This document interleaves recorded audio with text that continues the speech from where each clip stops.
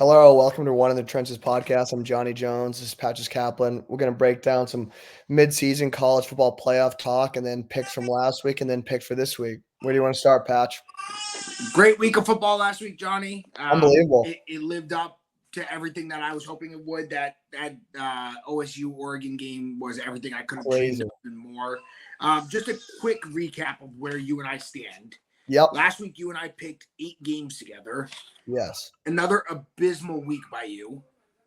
Really? Yeah. 3 for 8. You are currently 22 for 51, Johnny. Don't quit your day job, dude. Yeah, I won't. I went 5 for 8. I'm 27 for 51. So technically, if I bet 1 unit on each game, I would be up money. You are still winning the Cheesecake Factory with 12 underdog points. I am losing with 11 underdog points. And just a quick recap of the games that we picked last week. We had Texas versus OU. Texas absolutely slaughtered them after the first quarter. Quinn Ewers had a little bit of rust in that shoulder. He worked out. Your Nittany Lions against USC. Arizona versus BYU, the most shocking team in the world, BYU. Yep. Florida versus Tennessee. Is Florida actually good? Ohio State versus Oregon. Ohio State's still a better team. Nope. Ole Miss versus LSU.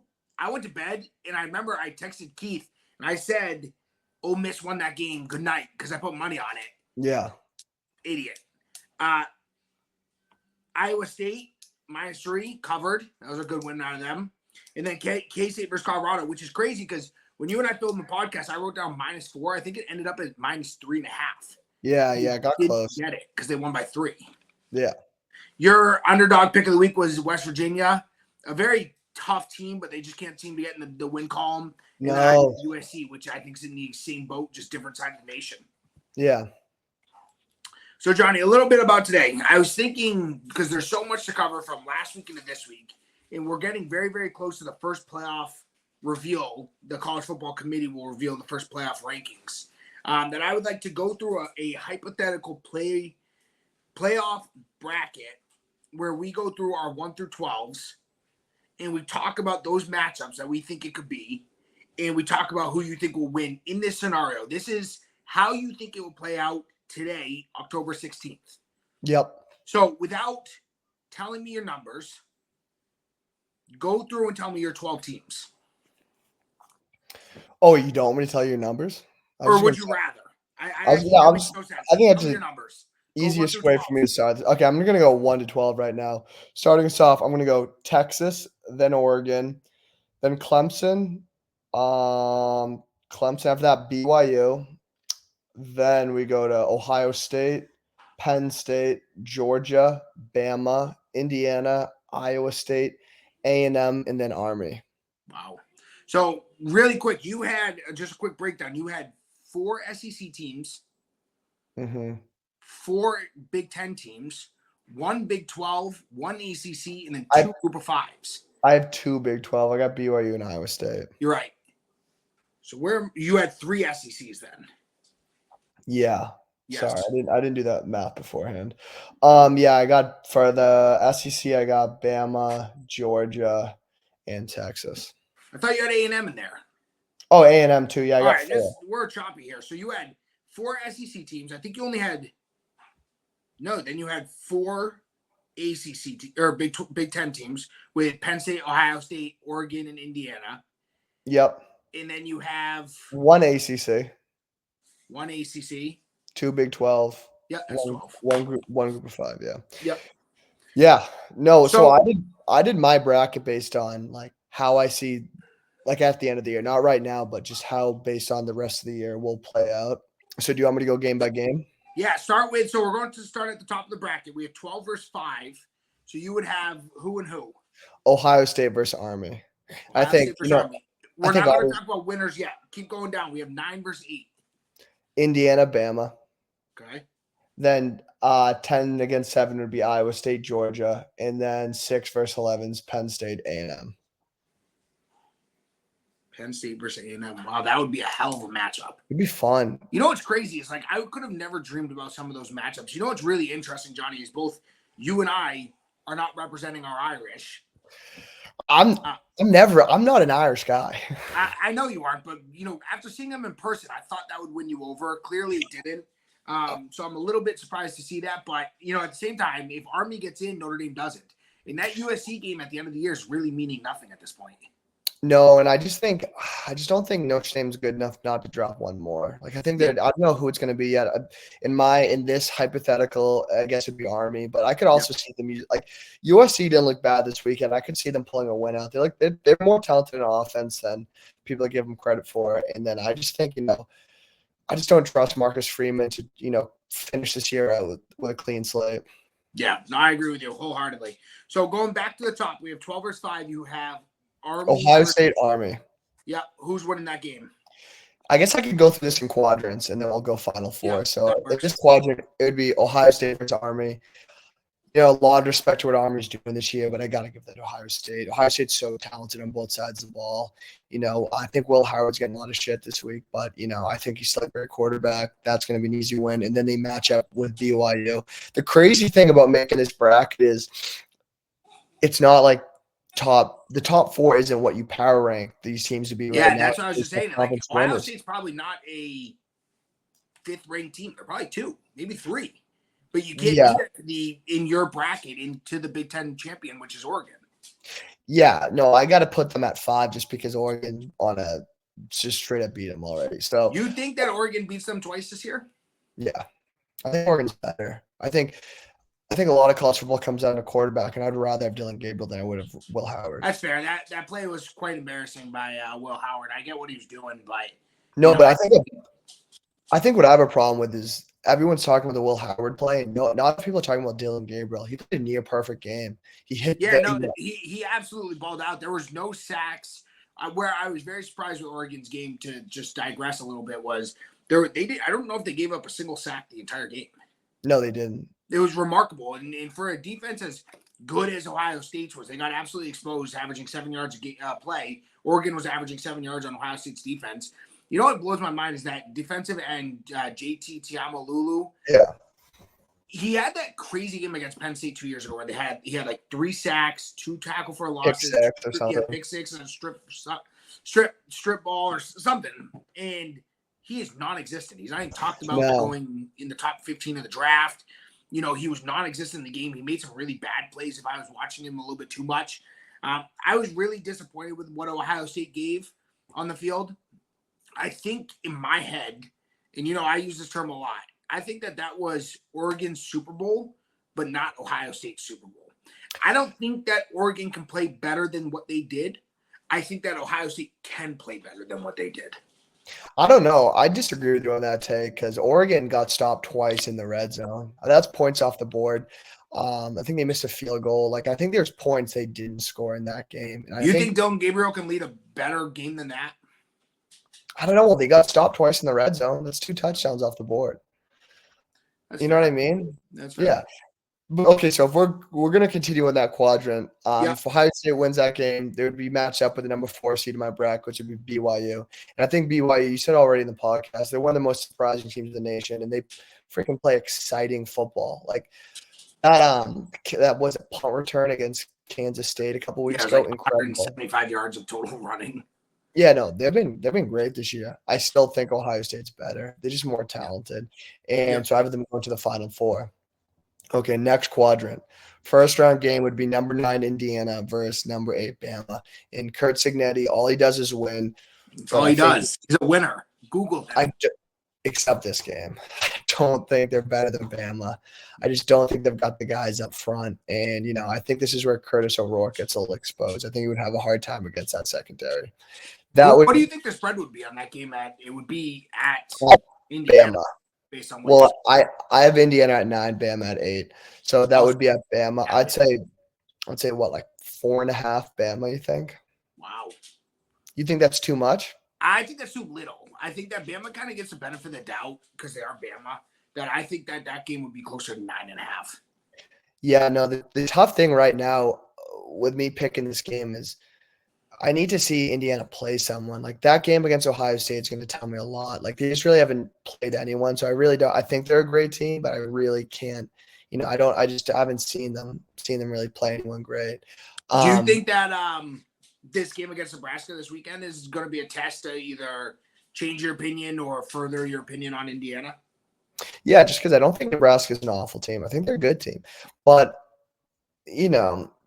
just the lack of weapons Dylan Raiola has been kind of the downfall of Nebraska. I think with a threat on the outside and maybe a upgrade at the slot, they would be a better team. I still think Indiana wins this weekend. This game, though, I think Bama wins this game. Then that would line up for Bama and Texas, and then we've said it past like 5 weeks. Texas is in a class above than most teams right now, and I think they'd just be too strong against Bama. So that would have them being my second Final Four team. So you have Ohio State and Texas so far in the Final Four. Yes. Okay, now 10-7. Iowa State versus Georgia. Iowa State's played good football. They've looked good. They've against a mediocre Big 12 field so far. I think Georgia absolutely rolls them in this game. I think this is a Kirby Smart versus Matt Campbell game, and I think Kirby just would have his way with them. You don't think, though, like, Georgia doesn't look good, though, Johnny? Like, not any, like, I think the same thing. Like, Georgia, without revealing it, Georgia's in my bracket. They are even higher in mine than they are yours. But I don't know. Nothing that they've done besides Clemson has overly impressed me. Yeah, I just don't think Iowa State's really impressed me either. I don't know. I don't know if they can either in the Big 12. Like, I don't know if there is a win in the Big 12 that you're going to be like, holy cow, that they are now a national contender. Give me them in the top 4, semifinals of the playoffs. And that's what I'm saying. And I just really think if that first game to impress is the first round of the playoffs, I think you're in trouble. You know what I mean? Yep. If you're not really tested. So I'm having Georgia, and then I have Georgia versus Oregon in that second game. Oregon's at the 2 spot. Homecoming. Little homecoming. Dan Lanning. I think this is be his real welcome to the party moment. Like you just said, Georgia really hasn't looked too impressive this year, which has been, I think, one of the biggest surprises of the college football season. Whereas Oregon hasn't, the biggest one of the year. I think Dylan Gabriel kind of sleptwalked through the first 4 games of the year, whatever that was. And I was just really impressed in his ability to push it downfield. Like Evan Stewart was all day against Denzel Burke. And then also Tez Johnson also from the slot was really Tez played a really good game. So I think those 2 guys are going to give Georgia's secondary a lot of trouble. You saw Georgia's secondary struggle, especially that first half against Bama. So I think that'd be too much, and Oregon would make it to the Final Four.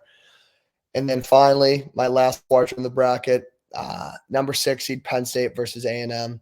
That would be a great game. Both teams physical up front. Both teams like to run the ball. This game would be in Happy Valley, and I think that would be the difference maker. I think I would take Penn State over A&M if Penn State's at home. Close game? So practically you're saying it's a pick-em. Yeah, I think that'd be a pick-em. I think Penn State gets the advantage because they're home. I don't know if we play that game of college. Those are both 2 teams that benefit greatly playing at home. Yeah. College Station, Happy Valley. This has been the hardest game. This next game is the hardest game in the bracket for me to pick so far. It'd be number 3 Clemson versus Penn State. In depth. Wait, is the Final Four home games too? No. Okay, so this would be the first. This one would be at Clemson. This one would be at Clemson. And I'm going to pander. I'm going to go Penn State here. Carly Jones at Penn State right now would kill me if I didn't pick this game. But I really do think they're more talented. I think both have great defenses. I'd rather take Drew Aller than Cade Klubnik, though. I think Drew Aller showed it. I'd be a little bit concerned in the same fashion. Penn State proved me wrong. If you re-listen to our last podcast, the big thing I said was, in a shootout, can Penn State keep up with USC? The answer was no. But they came back and they were able to claw their way back into a win. So inadvertently, the answer is yes. And I think that Clemson looks really, really good. And I keep telling myself the same thing I said last week. I think in a shootout, Penn State would struggle, but somehow, some way, Penn State's got that grittiness this year, where somehow, some way they claw their way back, and I can see that. So you just announced your Final Four. We have Texas. 3 Big Ten teams, which is hard. That seems crazy. But wait, Texas, Ohio State, Oregon, Penn State. That is crazy, Johnny. I don't know. I wrote it out. I listed the teams. I looked at the rest of the schedules, and that's what I came. You sound like Joel Klatt right now with how much he favors the Big Ten. They look good this year. The SEC hasn't looked good this year. No, and I wouldn't even say that you take Texas out of it, I would say they are very similar in the sense of, and don't kill me on the statement, they're very similar to the Big 12 in the sense of they have a lot of good top teams, but none of the top teams are really that good. No, So I don't I believe totally agree with that too. Bama is that good. I know LSU, or excuse me, Ole Miss, LSU, Mizzou are not that good. And the list goes on and on. So before you go from your Final Four, I think it's best if I go now. Agree. So first quadrant, I have number 12 Boise playing the first ranked team that's outside the Power Four. Excuse me, Georgia. I have Boise versus Georgia. I think Georgia wins that. Yeah, I'm doing this super confusing. Let me go through 1 through 12. Okay. I'm gonna start over. We got 1, the SEC champ, Texas. Yep. 2, the Big Ten champion, Ohio State. Go Buckeyes. Okay, we'll see. Yeah, screw Oregon. You love number 3, we have Clemson. 4, we have Kansas State. I don't know why everyone's writing them out yet. I think there's still him. I still think that Avery Johnson's talented enough to win the Big 12. Mm-hmm. I don't think it's as wide open as people make it to seem, but they are getting kind of screwed with how kind of undefeated the Big 12 is right now, because they should be the number 1 ranked team in the Big 12, but because BYU's undefeated and beat them, take them aside. But ISU, Texas Tech has 1 loss and or is undefeated in Arizona State 1 loss. Arizona State 1 loss. Looking pretty good right now. That running back. The list goes on. And so that's 1 through 4. Number 5, I already said we have Georgia. 6, we have Oregon. I think that Penn State plays really, really good. And Oregon somehow drops in the rankings. We have 7, Penn State. I think that those are practically interchangeable. Yep. 8 at Indiana, our 4th Big Ten team. 9, we have A&M. 10, we have LSU. Okay. 11, we have Army. It'd be unpatriotic to not put them in there after they beat Notre Dame and go 11-0 going into the Army-Navy game. And 12, we have Boise State. So a lot of what you said, I have said. I think the only difference between you and I have different rankings, but the only big difference in teams is I have LSU and you had A&M. I also had A&M. Oh, wait. Do you know what? You had BYU and Iowa State. I did not have a second Big 12 team. You have 2 group of 5s, which I think would be surprising. I don't think it will. And the reason for that is I don't think the SEC looks good enough to throw a 4th team in there. I know the ACC does not look good enough to throw a 2nd team in there. And I don't think the Big 12 looks good enough to throw another team in there. Everyone was talking about the Big 12 or the 12-team playoff is the great equalizer because it allows these Group 5 teams to get in. If Army goes undefeated, there's no way in hell they don't get in. And if Boise goes 11-1 or 10-1, however many games they have, and their 1 loss to Oregon, the 6th ranked team, in my bracket, how do you exclude them? I also want to note we both left out Miami, both non-Miami believers, which I think they've just come so close to losing so many times. I mean, they lost that Virginia Tech game. There's no denying that. They lost. It's like Final Destination. Like they've just been getting hunted by death, and they have to get it. They have to get hit by it eventually. They can't keep getting away with this. No, they can't. And eventually, what's going to end up happening is they're going to end up dropping 2 games. Is what I predict. Yeah. So starting at the top bracket, I have 12 Boise versus Georgia. I think it's going to be a hell of a game. I think Ashton Gianti goes and kind of secures his name as the Heisman. In that game, he runs for 200 yards. Georgia still wins. So we have Georgia versus K-State going in that bracket. After we have Georgia versus K-State, I still think K-State's just outmatched in that game. I think that if Georgia gets the 5, and if the bracket plays out exactly like mine, Georgia has probably the easiest path to the Final Four. Yeah. Beating a 12-ranked Boise, they'd be highly ranked or much higher ranked then, and they'd be a big-time favorite at home. And then against K-State, K-State's got a good stadium, not a great stadium. Home field advantage doesn't mean that much to K-State. I think that the talent would just beat K-State in that situation. I think Georgia makes their way to the Final Four. Wait, I just want to say one thing. I agree totally with what you just said about the 5 seed might be the most coveted seed in this whole bracket because you play the 12, like that's Army in my bracket, Boise in your bracket, and then you play like the Big 12 camp. If you're saying Georgia or Ohio State, if you're not in the top 4, that's what you want because then you're kind of getting a better one. Yeah, you're kind of getting a cakewalk because realistically, you can assume every single year, the fourth ranked conference, whether it be the Power Four or maybe in a group of 5, like that Cincinnati year, is going to be the least talented of the group. Obviously, they're ranked 4. Yeah. And hypothetically speaking, if you're number 5, it means you either lost a really close SEC game or in this case, a really close Big Ten game. Yeah. And, while I don't think that Georgia, in hindsight, my bracket doesn't make a whole lot of sense because Georgia and Texas play. And I don't think that if Georgia loses this weekend, I don't know if they get to the SEC championship. Nonetheless, we're going to pretend like that. Let's just roll with it.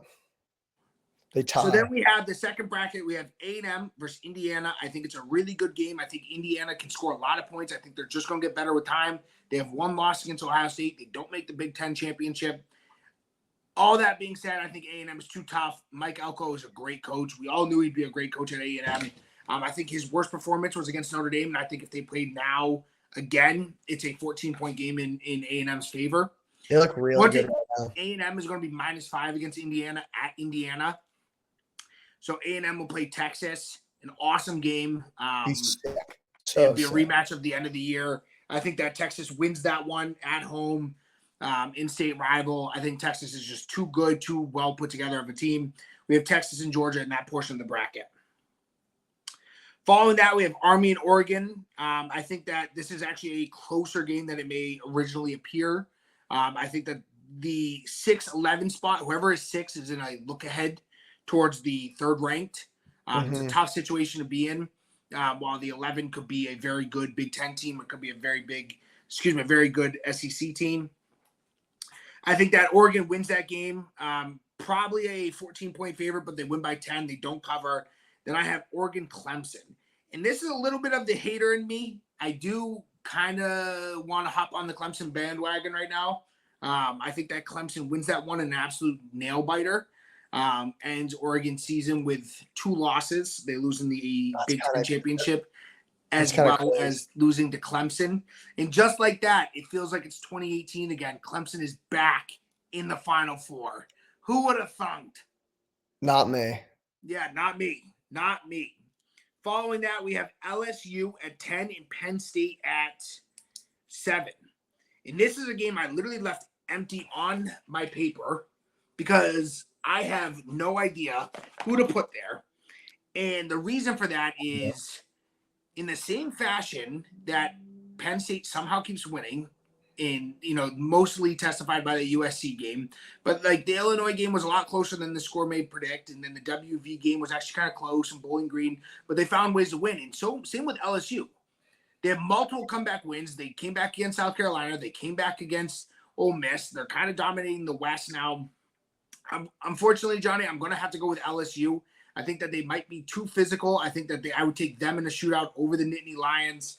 Sorry, got to do it, Johnny. I just don't see OSU and Penn State playing twice in a year. I don't think that would be good for your Nittany Lions either way with 2 losses to OSU. So I'm going LSU, Louisiana State University against OSU. I think that's a quick and easy game for OSU. I think OSU dominates that game, wins by 21+. And we have Clemson and Ohio State back in the playoffs again, just like Trevor Lawrence, Justin Fields, and I believe 2019, a great game that I wish I could relive for the first time. So my Final Four, we have Georgia, Texas, Clemson, and Ohio State. Much more diverse than yours. Wait, say it again. You're Texas, Georgia, Clemson, Ohio State? Yeah, that's correct.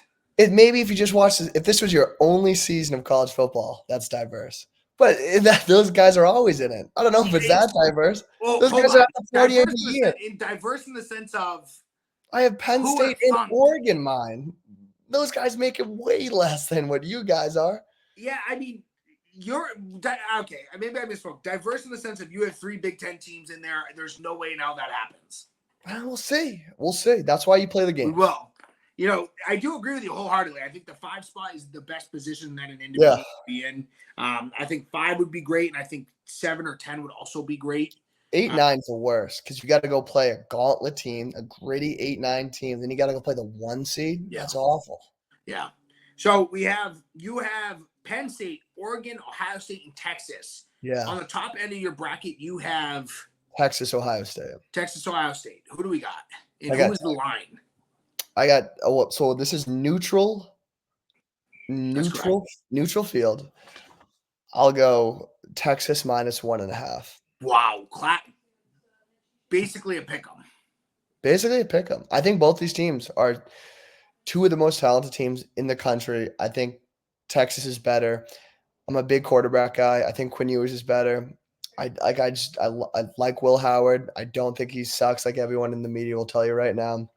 I think Ohio State has weapons everywhere, but I think Ohio State time and again just makes these mistakes in the biggest games every Is this single. a disappointing year for Ohio State if they lose in the semifinals? Depends how that Michigan game goes. If they just absolutely Yeah. boat race Michigan, I think people will be a little happier, especially if they make the Final Four. And I think, if they don't, like in my bracket, they're the 5 seed. You win 2 playoff games, I think you can go back, tell some fan bases, hey, we won 2 playoff games. But I think Texas is better.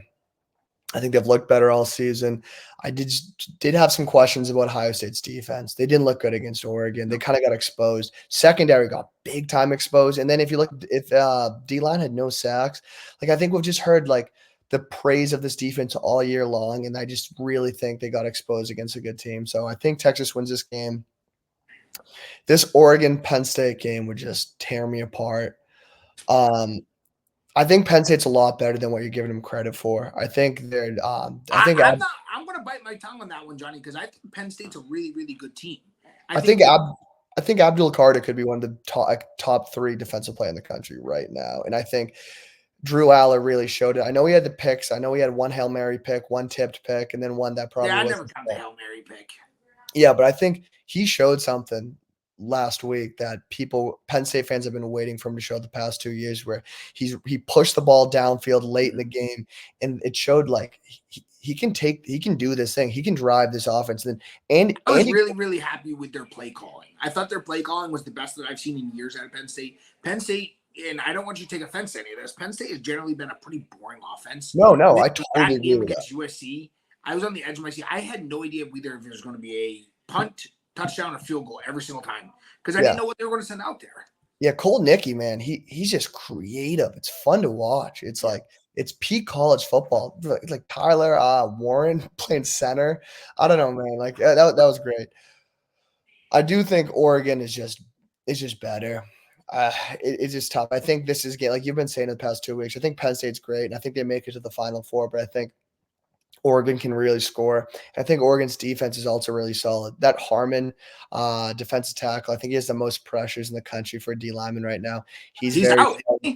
No, Birch is out. Harmon's in. I think they'll get Birch back. DJ's brother was a dog in that game against. Oh my gosh, DJ! It makes me think DJ should just switch to D line because he should run the McDonald's diet and then just become a DT at Utah or something. No, I know, and yeah. What's his name? Mateo. He looked great. So I think Oregon just kind of pushes this game to high 30s, low 40s scoring wise. I think it's going to be really hard for Penn State to keep up. So I have Oregon, Texas in my national championship. Wow, that's an amazing, not overly surprising natty, but awesome to see natty. Two teams that we have not seen in a long time. In the sense of, we saw Oregon, I think in 2014 or 2013 in the national title against FSU, and they lost, unfortunately, but would be cool to see. I can only imagine what the uniforms would look like. I bet they'd be absolutely dope. I would not be opposed. I think that would be such a fun. Your bracket is, from the sounds of it, would be so much fun to watch. I just think people have been waiting for Dan Lanning to really have a signature win, and I think he finally did. And he was doing like witchcraft that game with a weird onside kick that no one knows if it was an onside kick, and then the 12-man. I heard they had an emergency meeting about that 12th man on the field type thing. Oh yeah, but how can you change that midseason? Can you change a rule midseason? Well, I mean, they changed Kenny Pickett's fake slide. Why they did do that? Yeah, I don't know. Really see everyone's saying he was a offensive genius for that. I'm not really sure how that benefited them more than what did it stop the deep ball as well as took 5 or 6 seconds off the clock. It allowed them to play that play with 12 guys. Like they played that play with 12 guys. And so then on Jeremiah Smith, what they did, they had Jabbar Muhammad, the corner, play him super tight coverage, and they put a safety, that 12th guy, over the top. So they eliminated a deep pass and they took like 4 or 5 seconds off the clock. And so that clock didn't reset. So they got an incompletion and got the clock down to 6 seconds. So instead of running maybe 2 pass plays and then a field goal, they only got 1, or they got 1 with 12 guys on defense. And then I guess I didn't realize that it eliminated the deep ball threat. That actually is really effective because then all you can do is run out routes. Yeah. How do you have guys like catch it? They don't catch it. You lose 5 yards, but it's also going to take a full play off the clock. And when you only have, 4 total plays left in the game, that's 25%. Yeah. And it just, I don't know. It was a bummer to watch for Ohio State fans because, like, you expect that type of play out of, like, Nico or, like, a young quarterback or, like, a young guy. Like, Will Howard had a whole career at Kansas State, and it's like you got 6 seconds on the clock. You got to be thinking this ball's got to come out, and then we're going to try to kick a field goal, or then we're going to try to Hail Mary. It was just tough to see him run up the gut there. It's like run up the gut made no sense. If I'm him, I am hucking that ball out of bounds, praying for a Hail Mary. You look a lot better personally if you fail on a Hail Mary than when you let the clock run out like that. Oh, that screams bad coaching. It screams inexperience. It screams they haven't practiced the 2-minute drill. There was a whole combinations of things that went on there. There wasn't an ounce of me who thought Oregon was going to win that game when Ohio State got the ball back with 2 minutes. I was like, this is an offense that's built for that. This has an offensive coordinator who's built for that. And then, you're saying Will Howard played really, really well. He also didn't at the same time, Johnny. He made some really careless mistakes, like his weird sack where he just straight up tripped. That was weird. I've never seen anything like that. That was, in the most important moment of the game, most important drive of the game, you would assume that you'd have a little bit more dexterity to stay on his feet. Yeah, that was weird. I don't know. I thought that Ohio State did a really bad job at clock management. That's undeniable. I was a little bit underwhelmed by their utilization of running backs. Everyone was saying with Chip Kelly coming, like Trayvon Henderson and Quinshon Judkins, and these are these absolute dogs at running back. I think Trayvon Henderson got like 6 carries. Yeah, no, he actually ran the ball pretty well, but Judkins didn't look good, and he didn't run well, and he got that weird strip where Harmon just kind of took the ball, kind of like big brother, little brother took the ball from him. And I think in sometimes those games, like, you see Oregon airing it out, and then you kind of get nervous, and you're like, okay, we got to keep up with them. We got to air it out. Well, like that first drive for Ohio State was pretty flawless, went down the field, scored. And then I think Oregon kind of just really put the pressure on them just really by their way, like their quick scoring ability. Yeah, no, I agree with you wholeheartedly. I'm a little bit concerned because there are certain things that you can correct week to week. Yeah. Penalties is a big one. Broken coverages is another big one. Things like that, like 2-minute drill, you can always work on, that type of stuff. Ohio State got beat kind of left and right, very similar fashion that, Michigan beat them 2 years ago, where they were running the ball down their throat and then they were airing it deep. And they were doing it nonstop. Those are not things that you cannot outcoach size, physicality. And I don't want to be the first one to admit this because I really want Ohio State to win this year. That looked like the most stereotypical Ohio State that I've seen in the last 5 years. Because it wasn't even, you're right about the broken coverage. Like it's one thing if it was just broken coverage, but it was just like guys man on man getting beat over the top. Yeah, getting outplayed one-on-one, you're losing your matchup. That's all that was. Put Dylan Gabriel under pressure. Like, you know what I mean? Like, pressure him, and they're just letting him sit back there and just have his way with the defense. He has, I think, behind Bo Nix, some of the most starts in college football history. It's like, the dude isn't going to make mistakes. Like, it's like when you're playing pickup basketball and you let someone shoot a 3 because there's going to get a brick. It's like he's not going to. He's going to bank that, and he's going to send it deep. So I was a little bit surprised by Ohio State and the way they played. I thought they played good, but also dull at the same time. They have almost so many weapons that they can't allow these players to actually impact the game at sorts. Too many mouths to feed. Yeah.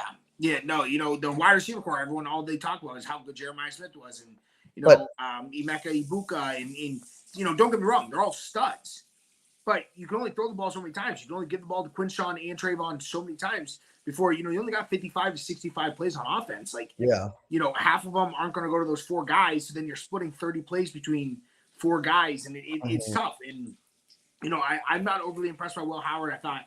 I thought Ohio State's O-line did decent for the game. Everyone was saying that was their biggest problem, was that Ohio State's offensive line did not look up to the task leading into the game. I thought they did well, but I don't know if that's a national caliber offensive line. Yeah, I agree with that. So going into my top four, Johnny, I have Sure. Georgia, Texas, which is a rematch of this weekend, Clemson, Ohio State. I think that, like I said, Georgia has the easiest path into the Final Four. That doesn't mean they're a good team. I think Texas rolls them this weekend at home, and then I think they roll them again at a neutral field. Quinn Ewers, I think, should be much higher on people's draft board, and their opinions on him should be dramatically more positive than they are. I think that Texas makes their way to the Natty. I think that they're the best team in football right now. They should have made it to the Natty last year. I was blown away that Washington beat them, but I don't think they messed that up 2 years in a row. No, Clemson, Ohio State. Clemson, if you asked me if Clemson was going to make the playoff after Georgia, I would have said no way in heck. They've done nothing but impress me. I think that they're playing really, really good football. They finally got their swagger back on offense. Cade Klepnick is playing really, really good. Another path that's not overly difficult. The 6 versus the 11. Yeah. Could be an upset with the 11, but I don't think that that's that hard to get to the Final Four. I do think that that's where their season comes to an end, and the Dabo hate kind of comes to an end as well. Losing to Ohio State, I think Ohio State is a couple levels higher than Clemson in terms of defensive talent, offensive talent, explosibility, and special teams. I think that Ohio State's just a better team overall. I don't think for both of these games, as unfortunate as this sounds, I don't think that these are enjoyable semifinals. No. I think Texas dominates the field, wins by 21. I think Ohio State dominates the field, wins by 20 plus. And everyone's saying, how did we get into the same position, that we do every year with the semifinals? But it's just the nature of the beast. I have Ohio State versus Texas in the Natty. Did you give your national champion pick? Nope. And I'm going to go Ducks over Texas. Wow. What's the line? What's the score? Okay, I'll say Texas 2.5. And I'll say Oregon wins that game 34-27. Oof, close game. So, Johnny, let's put this as like a side pot. Yep. Okay. So what we'll do is we'll figure out what the wager is after. But you have 3 picks there. You have Texas is at -2. You have Oregon, 2 picks. Texas at -2, and then the winner of the game. I have Ohio State and Texas. We'll just write that down here. Yep. I think that Texas opens up as a 2-point favorite. But I think that Ohio State wins this by 10. Wow, 10. I think that, it sounds like it's crazy. I think it could be very well a game where they're up by 7, and then when there's 3 minutes left, they kick a field goal. Obviously, that puts the game out of play. Texas will only go for a touchdown at that point and, can't convert. I like it. So very, very fun playoffs. I think I'm getting wicked excited for it. This weekend brings a lot of really good games. I just want to kind of talk about those really quick. The 7 games that I would like to discuss really quickly. We have Boston College versus Virginia Tech, a somewhat complicated ACC matchup. We have Miami versus Louisville, another massive matchup in the ACC that could really determine the ACC race. Nebraska versus Indiana. We have USC, South Carolina versus Oklahoma University. We have Bama at Tennessee. Both teams did not make my playoff. Bama made yours. We have LSU versus Arkansas, not a cakewalk for LSU whatsoever. And then obviously Texas versus Georgia. Yep. Okay, let's start. Like I said in the beginning of the pod, Johnny, you are 22 for 51. We got to see some improvement out of you here. We have BC versus Virginia Tech. Virginia Tech's a 7.5-point favorite. At Virginia Tech? That's correct. I'm to Virginia Tech to win, but I'll take BC to cover. I really like Bill O'Brien. I think he's a great coach. I think he's done great things at BC this year. So I think I'm going to take him to cover. I think 7.5 is a lot of points. I think it's more like 7.5 is a lot. I would be much more comfortable at 5. With that being said, I think that Virginia Tech has some vengeance to play for. I think that they win this game at home is good enough for 2 or 3 points on my end. So we split those ones. We have Miami versus Louisville. This is at Louisville Stadium you and I have been to. A beautiful stadium, a tough crowd to play in front of. Jeff Brom's going to have those Cardinals ready to go. Miami's a 5-point favorite.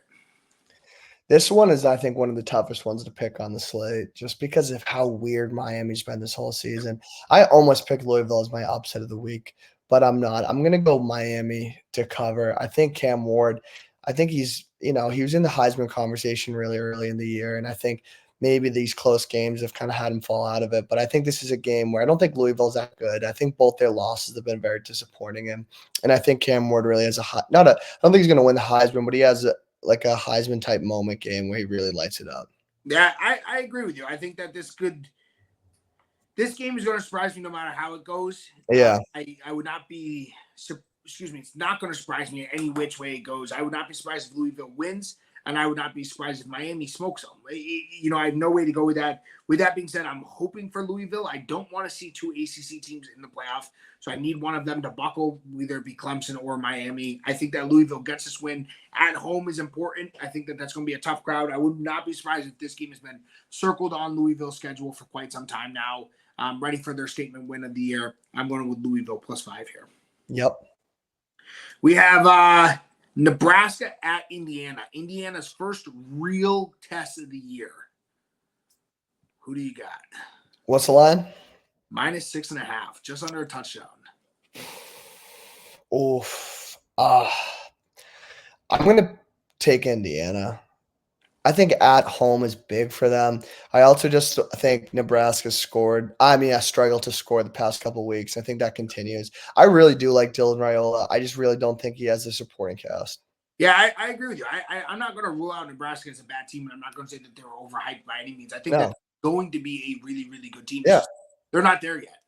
Yet. And, I would say that, I was listening to Joe Klatt show the other day, Johnny, and he was saying how USC is just a few plays away from being 6-0.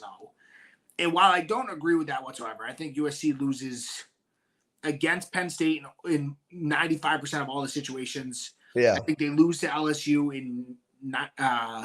they beat LSU. Penn State lost to USC. LSU lost to, oh my gosh, USC lost to Penn State, lost to Michigan. Michigan, and who was the third? Was it Minnesota? Yes, Minnesota.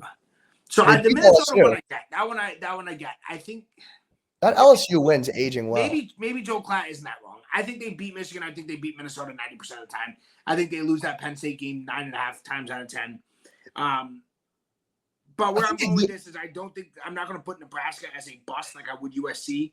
I think that Nebraska is a really good team. Like you said, they just don't have the offensive talent around them. They have some grittiness. I think that Indiana is going to struggle in the first half, open up in the second half. 6.5 is a lot. Not enough for me not to pick them. I got to go with Indiana. Obviously I'm rooting for them super hard. Yeah, not surprising. We have South Carolina at Oklahoma, one of the worst teams I've ever seen in the SEC right now. Oklahoma is surprisingly enough, and this is how stuff doesn't make any sense to me, because if I was to just be a bajillionaire and just throw my money at places, I don't know why I would not bet $1 million on South Carolina here. Oklahoma scored, I think, on the first or second drive against Texas. Yeah. In their biggest rivalry game ever. Mm-hmm. They proceed to do nothing the rest of the game. On the flip side, South Carolina blows a 7 or 8 point lead against Bama, scores, looks good, stops them, outpowers them, somehow loses that game, surprisingly enough. But yet they're still underdogs. Yeah, no, I'm riding hard with South Carolina this game. I don't know. I don't think Oklahoma's a good football team. I really don't think their offense looks absolutely disgusting right now.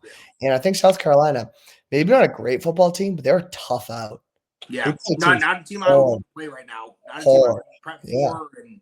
And Shane Beamer's got them guys going. And sometimes I hope that those teams kind of round the corner, and I hope that they eventually kind of figure out a way to get over that hump. We have what would have been a really exciting matchup a couple weeks ago has kind of lost its lackluster. I had October 19th and October 12th circled on my calendar for a long time. And the main reason was Texas, Georgia, Bama, Tennessee. While I'm super excited about Texas, Georgia, Bama, Tennessee, I don't know. I'm not even really that excited for it. I don't like what Bama's doing. I don't like the way they look. I think that they put literally every single egg that they have in the Georgia basket. They have nothing left to offer the rest of the season. And then on the flip side, Tennessee started out the year, was averaging about 55 points a game, allowing 7 points a game, and then they just struggled against unranked Florida. Yeah. What's the line? +3. Tennessee's at home, and they are +3. I'm going to take Bama by I'd say Bama 4.5. I really think Tennessee looks like they forgot how to play offense right now. And I think Bama hasn't looked great the past 2 weeks, but at least they've been able to put points on the board. And I think this is kind of a bounce back game for Kalen DeBoer, whereas I thought Josh Heupel was like this offensive guru, and Nico's really struggled. And I don't know, man. I don't think Florida's a good team at all, and they should have lost. Florida should have won that game. Not going for 2 at the end or whatever they did there at the end. Like they should have gone for the win there. I don't know. Yeah, no, I'm on the flip side. I think that Tennessee had 2 look-ahead spots back to back. I think that they are a really good football team. I think that they struggle with Florida because Florida is a tougher team than most people think. I'm going to take Tennessee +3. I think they win the game outright. They are not my Cheesecake Factory pick of the week, but I am taking them at +3. At home just means too much at, is it Neyland Stadium? Not Neyland. Neyland Stadium just means too much there. And I don't see how they lose to Bama. I think they knock Bama out of the playoff contention with this win. That would be nothing more to Tennessee Volunteer fans than knocking Bama out of the playoffs like they did 2 years ago. We have LSU against Arkansas. Confusing game. I don't know. I'm so back and forth on LSU, and I know I picked them to make my playoff. I think it's just the nature of the beast. With their schedule, I think that they win this game by more than 3 against Arkansas. I think that they kind of project themselves into the SEC race a little bit. Yeah, I'm no slouch though, by any means. I'm riding with you with LSU there. I think that loss to USC is kind of a fluke. I think they win that game if they play today. And I think Kelly just sucks in week 1. I don't think there's any denying it's so bad. He's like 0-3 in the last 3 years of week 1. Yeah, no, I like him this week. And then lastly, we're ending on Texas, Georgia. What's the spread? -5 at Texas. So the game's at Texas. They are -5. Taking Texas. I think they win this game. I think they win this game by a touchdown. Yeah, I think a touchdown at least. I think that they're going to be able to run the ball. I think the RPOs and the play actions are going to be wide open for Texas. Quinn Ewers is going to have one of those games where he's 21 for 25. Crazy accuracy. He's just going to ball out at home. It's just this game means too much to them.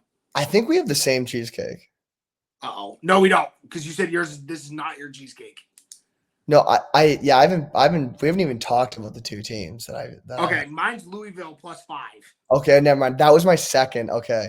Yeah, I really do think that Jeff Brom's a tough team. I think Louisville is the team that people always look past because of their 2 losses. But, I go back to that Notre Dame game, and they had 2 special teams plays that defined that Notre Dame game. And they only lost by a touchdown.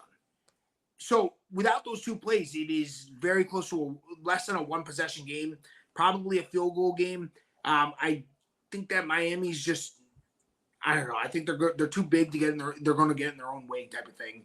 I can see Louisville getting the field goal to win it as time expires. I think everyone storms the field.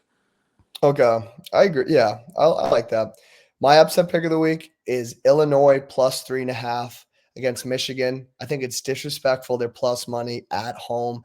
I think Luke Altmaier does enough passing the ball to really put Michigan's defense on its heels. And I really don't think – and I think like that Illinois-Penn State game, Penn State runs the ball really effectively, and they didn't – they looked pretty good. They held them to 21 points. So I think they will do enough stopping the run. And I just don't think they have enough. That's a good pick. Just for a record, we do round down in these, Johnny. So you only get 3 points for that pick. That's fine. I don't understand the bias that people have towards Michigan because they were last year's national champion is so ridiculous. Yeah. The fact that team is ranked 24th is sickening to me. I couldn't agree with you more. I think that Michigan looks terrible. And I don't remember that Tuttle maybe is now their starting quarterback instead of Alex Orji, and everyone's saying that the second half of the season is going to be their best part of the season and blah, blah, blah. I'm like, what have you honestly seen out of Michigan that can make you say anything positive about Michigan? Nothing. Nothing whatsoever. And they did all that disappointing stuff at home. Like they played like their first 5 games at home. Now they're going on a road stretch, and I think they're going like Illinois and then Oregon. I think they're going to be. And then they follow that up at Indiana. The same thing. Indiana, everyone's not respecting them enough for being 6-0. They haven't played anyone, but everyone they have played is away. Their last 4 games, I think, are home besides Ohio State. And there is something to be said about home games. I think that your Illinois pick is a really good pick. If you were a betting man, Johnny, I would probably throw some dollars on that. Yeah. But yeah, no, awesome picks. So we'll reconvene next week. I think we have some really good football to watch. I think that your bracket is really, really entertaining. I don't know how accurate it is, but certainly entertaining. Yeah, we'll see. That's why they play the games. Well, that's why we play games. Not played in Vegas. Ain't that the truth? All right, Johnny. We'll see you next week. See ya.